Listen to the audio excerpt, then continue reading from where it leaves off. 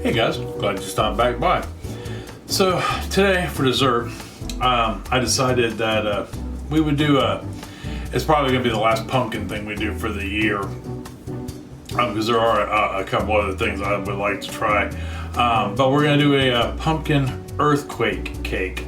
And this is done in a 9x13. It's actually really quick to throw together. It's you know, yeah, so I mean, we're gonna have stuff to it, but it's a box cake mix is the base of it, a spice cake, and then we just simply add to it, and then we're gonna make a like a cream cheese whip that is gonna be swirled into it, and I think it's gonna be, you know, absolutely amazing, topped with some white chocolate chips or whatever you would like to top it with. It's got pumpkin, it's got pecans or walnuts or whatever nut you would like, or no nuts at all if that's what you like.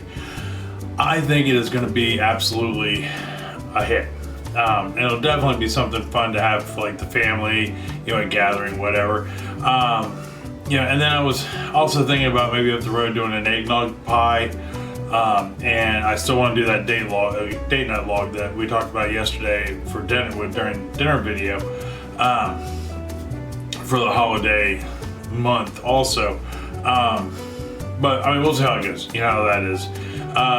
Quick housekeeping. Did go see the doctor today, specialist today. All they did was more blood work, and he's going to check out some stuff from my CT scans that I've had previous, and then I go see him again in 2 weeks.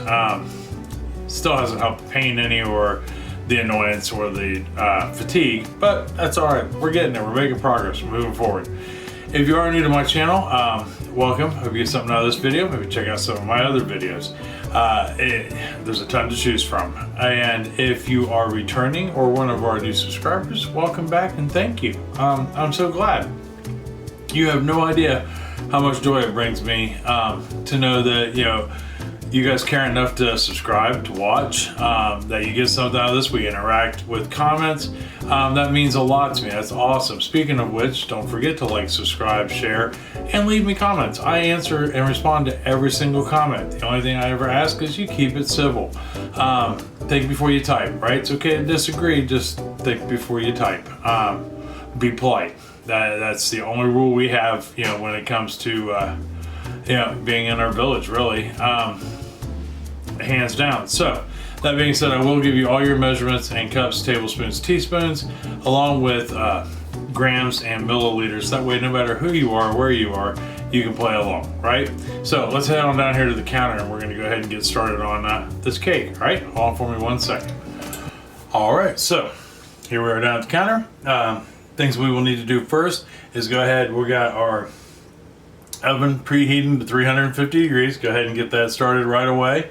And then the next thing we did was take our 9x13, and I'm using glass, and I just went ahead and used vegetable spray on it. That way it's lightly coated with it.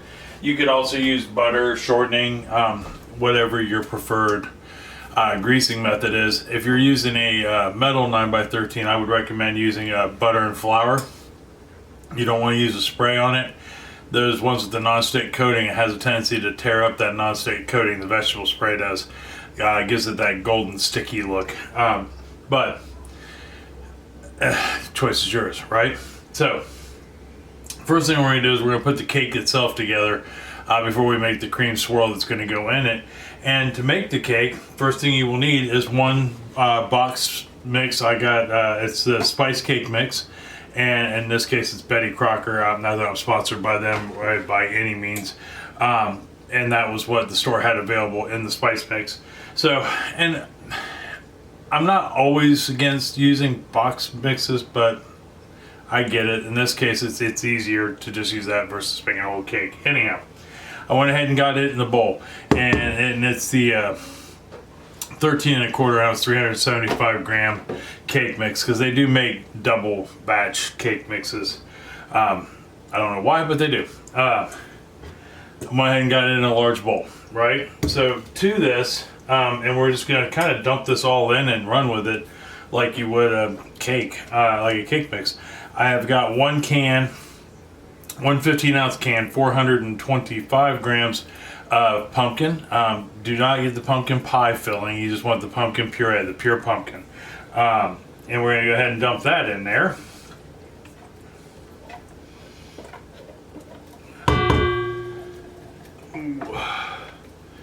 And next thing we're going to add to that is going to be 3 large eggs at 150 grams of egg.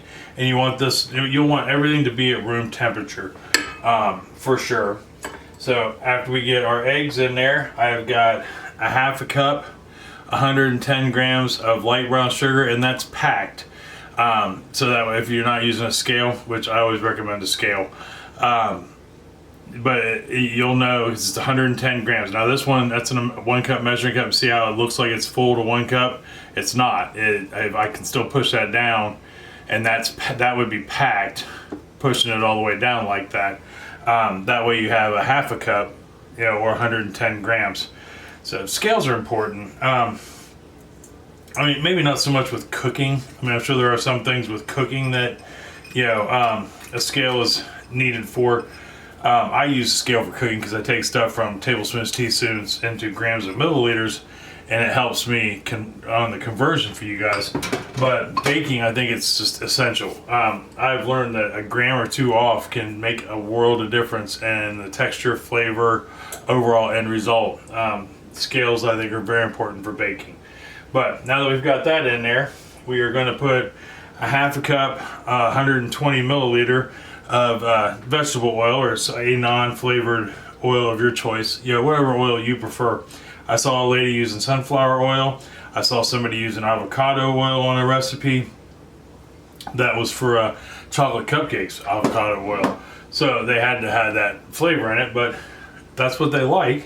And then the last thing we're going to put in is 3/4 cup of room temperature buttermilk. Now with the buttermilk, I use powdered buttermilk for all my recipes. It's good for up to a year in your fridge, because once you open it, you have to refrigerate it. But much better than the month or so you get with fresh buttermilk. If you use buttermilk a lot, that's awesome, but I know we don't. So anyhow, I'm just going to use my hand mixer instead of my stand mixer to go ahead and mix this up with, and we're just going to get this all combined. Alright, so we got it nice and combined, just like such. We can go ahead and get rid of our our beaters, and we'll still go ahead and take our rubber spatula though, and we'll double check, because just like any other bowl, it doesn't completely conform to those beaters, so we want to make sure we got everything mixed, and what not better way. So the last thing we have to add to this now is going to be a half a cup, 55 grams of pecans, and these are toasted.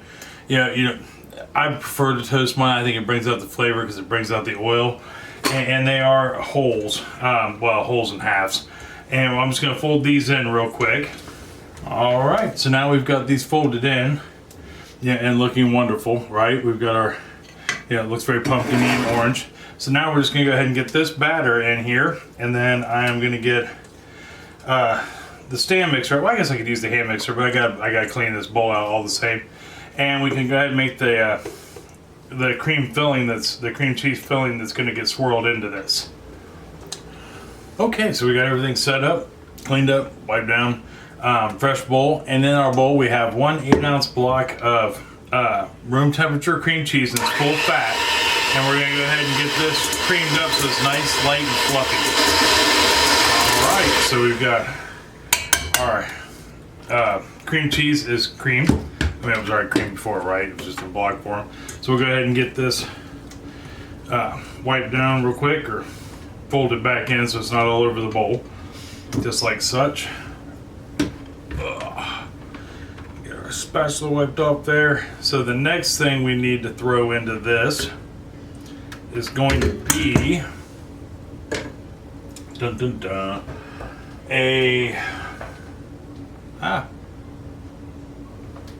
cheese and Pete. Can't remember where I set the recipe. It's underneath powdered sugar.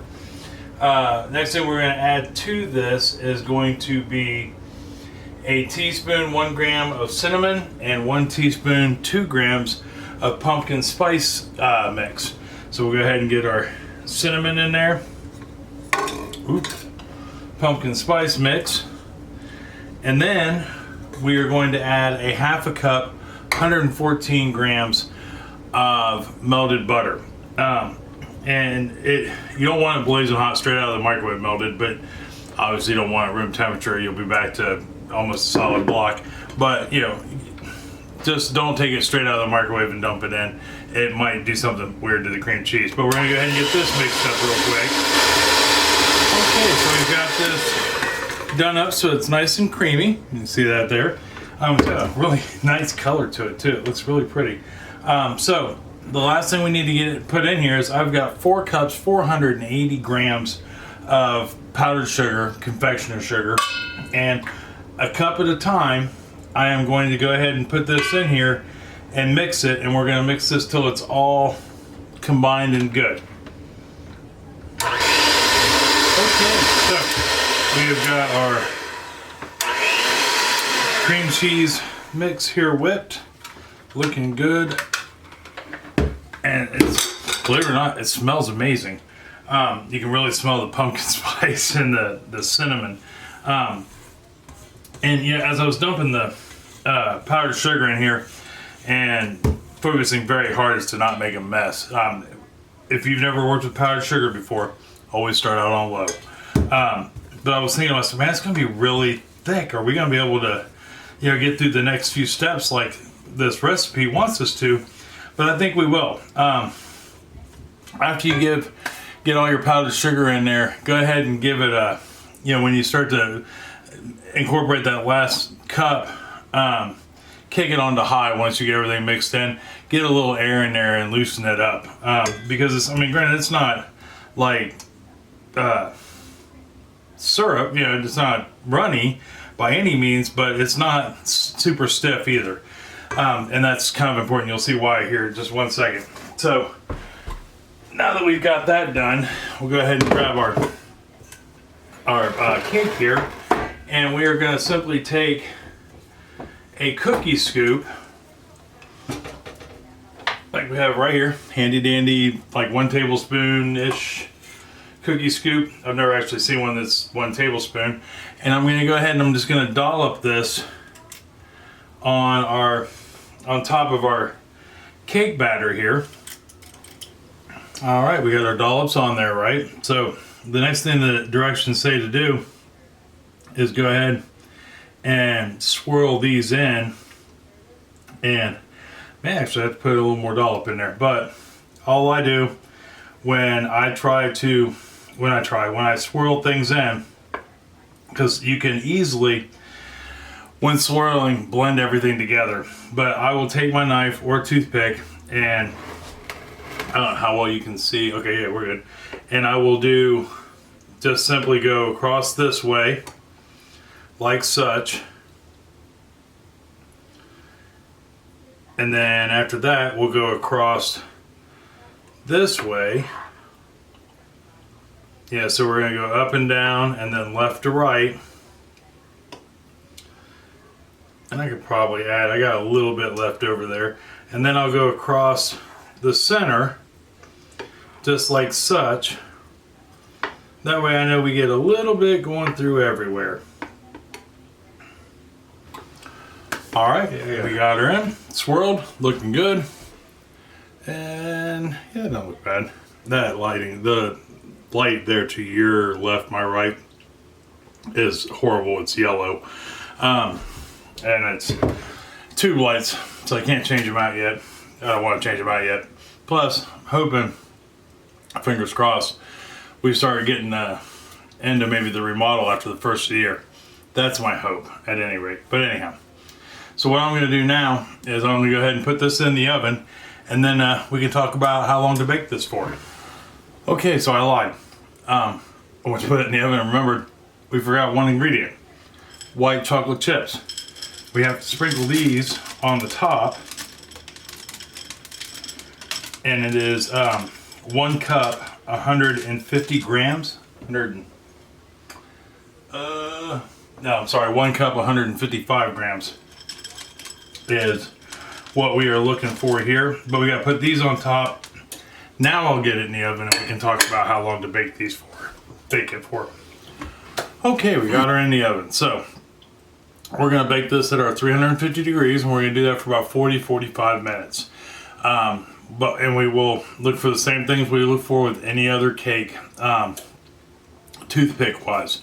You want to try to shoot for a spot where the cake batter is, all right, because you remember we swirled it in, and cream cheese is going to be a little weird either way it goes, but we should have no batter. It should come out clean on your toothpick, and it should have a nice golden brown to it. And I'm gonna assume it's gonna pull away from the edges a little bit, like most cakes do.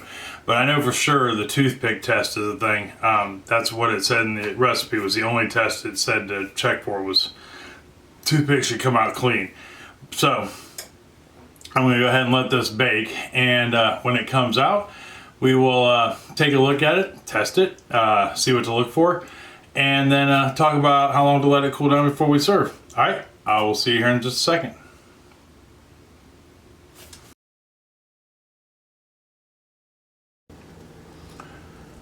Okay, so we are out of the oven, and there we are, looking beautiful. And what we need to do is go ahead and toothpick test it. So I'll go ahead and take my toothpick, and I'm just going to search for a spot here that's not, got the white chips on it, or hopefully a whole lot of the cream cheese on it, and this bad boy should come out clean, and it did. I don't know how well you can see that, but no batter. That's what we were looking for. No batter. It's okay to have crumbs, just like anything else, any other cake. I suppose if you were careful enough, you could sit here and hit the top of it, at least where there's the cake, but I wouldn't recommend doing that. I'm not telling you to do that because I don't want you to burn yourself. But it did bounce back like it's supposed to. So we can go ahead and turn our oven off, turn our light off. How many of you guys, when you bake, do you turn the light on and leave it on while whatever you have in the oven is in there baking? I do that religiously. But I don't know if that's something everybody else does. Let me know down in the comments below. I think that's an awesome question. But I'm going to let this cool for an hour, and when I come back, we'll cut it in tri-piece. All right, I'll see you here in 1 second. All right, so we've let this cool for about an hour. And it's cool enough I can take it off the rack and hold on to it at any rate.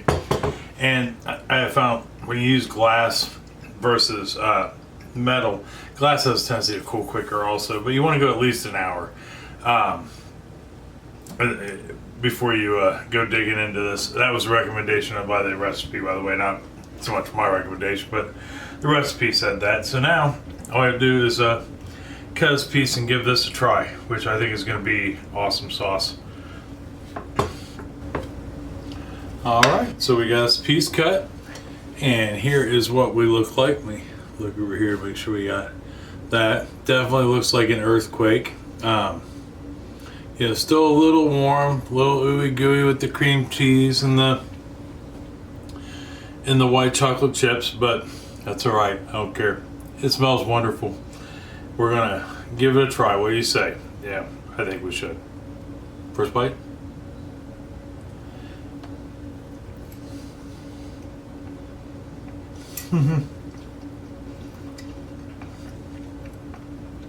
That's pretty solid.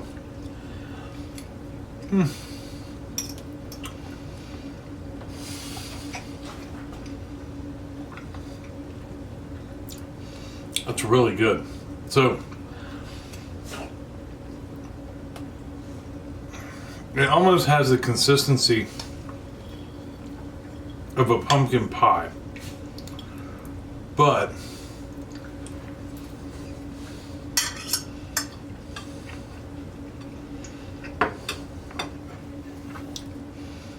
yet it doesn't.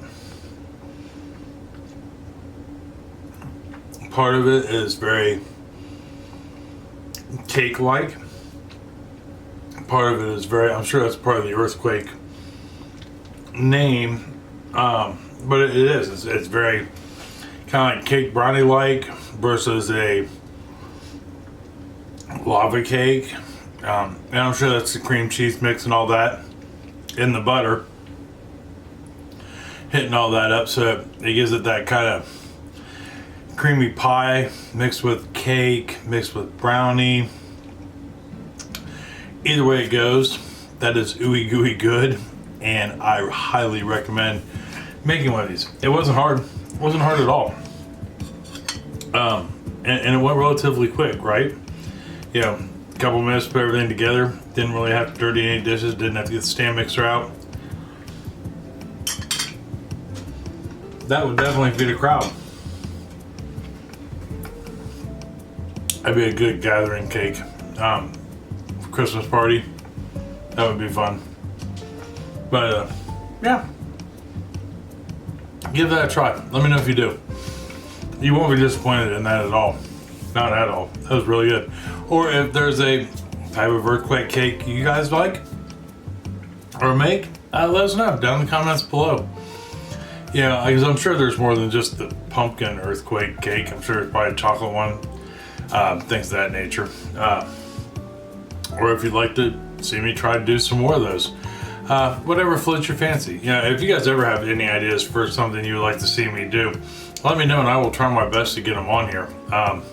Because there are times, for as fast as ideas come, they also go. So it's always helpful when, you know, there's somebody else giving input. But that being said, like I said, let me know if you do give this a try. Next week, I have no idea what we're gonna do for dinner or dessert. I mean, I have an idea for dessert, but I don't know which one I want to do. But I have no idea for dinner. But until next week, I love you. I love you very much. And I mean that from the bottom of my heart. Tell somebody else that you love them and love them very much. They may need to hear it. It's going to make them smile and feel good either way it goes. It's going to make you smile and feel good to tell them. And if you make them some of this pumpkin earthquake cake, I guarantee they're going to enjoy it. Probably ask you for a cup of coffee and a couple hours of good conversation. And there's enough there. You can invite some neighbors, maybe a couple old friends you haven't seen for a while. Mailman, guy walking his dog down the street, family of 3 walking on the other side of the street. The possibilities are endless for friendship with this cake. So anyhow, till next week for dinner, I love you and I'll see you then. All right, see you later. Bye-bye.